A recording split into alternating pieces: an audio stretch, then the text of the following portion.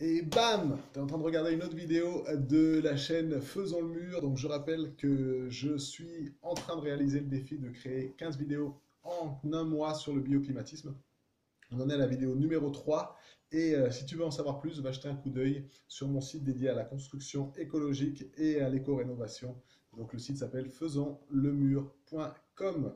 On commence aujourd'hui avec le sujet du jour. Le sujet, c'est savoir composer avec son site.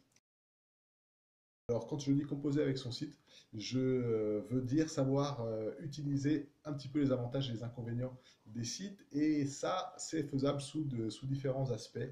Il y a l'aspect topographique, qui est la topographie du lieu où j'habite. Est-ce que je suis dans la montagne? Est-ce que c'est la plaine? Est-ce que c'est dans la vallée? Donc tout ça, il va falloir le prendre en compte pour optimiser un petit peu les apports d'énergie passifs que peuvent nous apporter le bioclimatisme. La végétation numéro 2, ça aussi c'est à regarder. Donc, quelle est la végétation qui m'entoure? Est-ce qu'elle me sert? Est-ce qu'elle me dessert? Est-ce qu'elle me protège? Ou est-ce qu'elle me masque le soleil? Donc ça, c'est à voir et à savoir. L'emplacement de la maison. Est-ce que il y a une... Voilà, on va se mettre un petit peu loin des usines, des autoroutes. À savoir que à Paris, par exemple, avec les vents dominants qui viennent plutôt de l'ouest, eh ben, tous les quartiers est étaient les quartiers pauvres parce que les usines, justement, elles renvoyaient un petit peu ces vents-là et que c'était assez dérangeant. Donc voilà, ça c'est pour l'emplacement. Et il y a également le climat. Donc le climat de la France, il change selon les zones. Il y a des grandes lignes.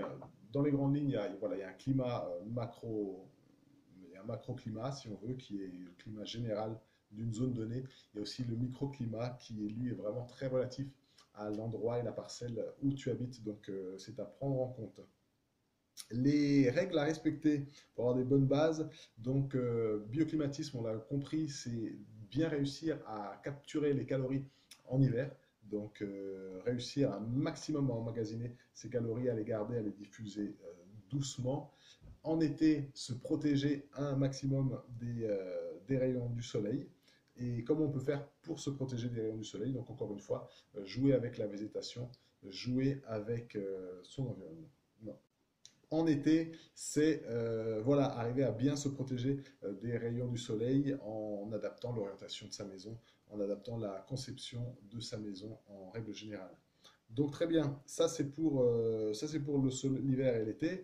On a aussi se protéger des vents dominants. Donc ça, il faut savoir le faire pour pas être embêté justement, pour pas être contraint. C'est ce qu'on va voir un petit peu plus loin dans la vidéo. En même temps, réussir à laisser circuler un petit peu d'air, parce qu'en été, forcément, un petit peu d'air frais ou un peu de circulation, un peu de circulation d'air, ça fait quand même du bien. Donc il faut jongler avec tout ça. Se protéger de l'humidité excessive, donc du brouillard. Alors là, il n'y a pas 36 solutions, c'est vraiment l'emplacement qui va déterminer si on va être dans le brouillard ou si on ne va pas être dans le brouillard. Ça, c'est à voir en amont du projet de construction ou du projet de conception. Ensuite, se protéger des nuisances, donc c'est ce que j'ai dit tout à l'heure, les autoroutes, les usines, les discothèques, tout ça, c'est des nuisances qui ont rien à voir avec le thermique, si on veut, mais en termes de confort, c'est quand même intéressant de jeter un œil à ça pour pas avoir des mauvaises surprises. Aussi les zones inondables, les zones sismiques, donc là aussi, pour pas avoir de très mauvaises surprises. Voilà, donc dans certains cas, l'environnement nous donne un coup de main. Il faut savoir que par exemple, les arbres à feuilles caduques, ils sont feuillus en été, donc ils vont nous protéger des rayons du soleil, nous apporter de l'ombre et de la fraîcheur. Et en hiver, quand les feuilles sont tombées, ben, ils vont laisser filtrer les rayons du soleil qui vont pénétrer la maison.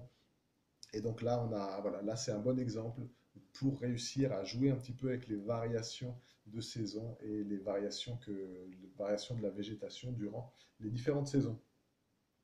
Des solutions pour se protéger du vent. Alors il peut y avoir la création artificielle de haies qui vont justement faire un rempart contre les vents qui soufflent, des remblais, donc un remblai le long de sa maison pour orienter le vent et qu'au lieu de frapper directement la façade, ils viennent plutôt être projetés au-dessus de notre façade, et la forme du bâtiment qui, elle, va jouer de la même manière.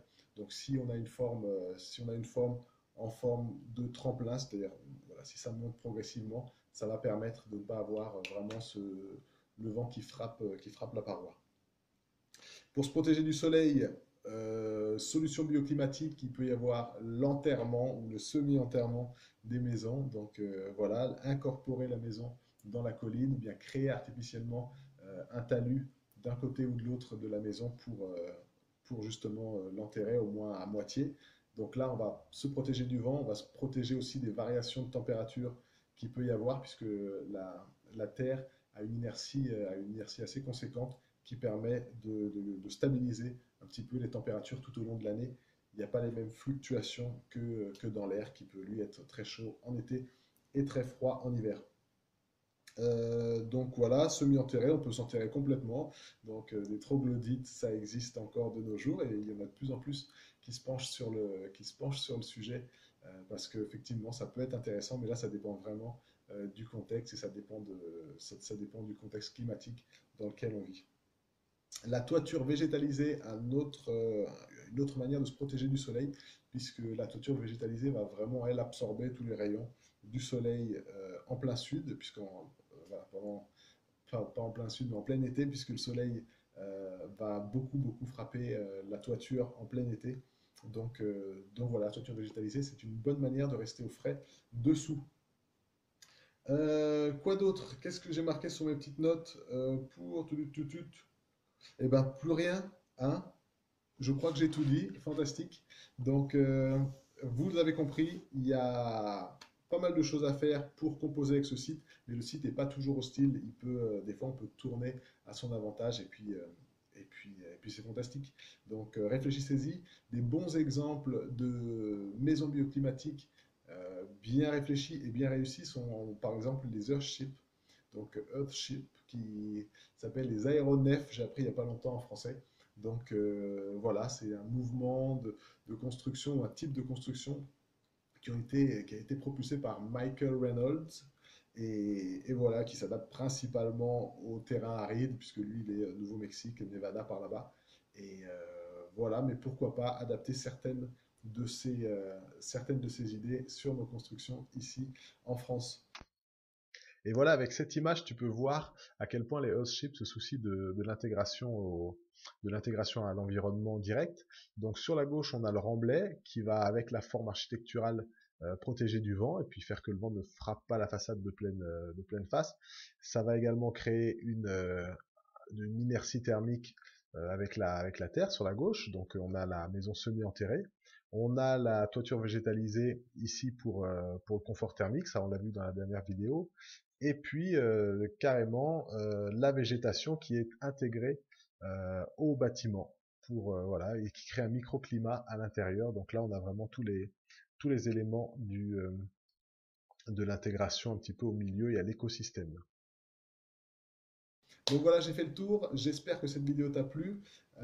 N'hésite pas à le dire dans les commentaires. N'hésite pas à t'abonner. N'hésite pas à faire un tour sur le site de faisonslemur.com.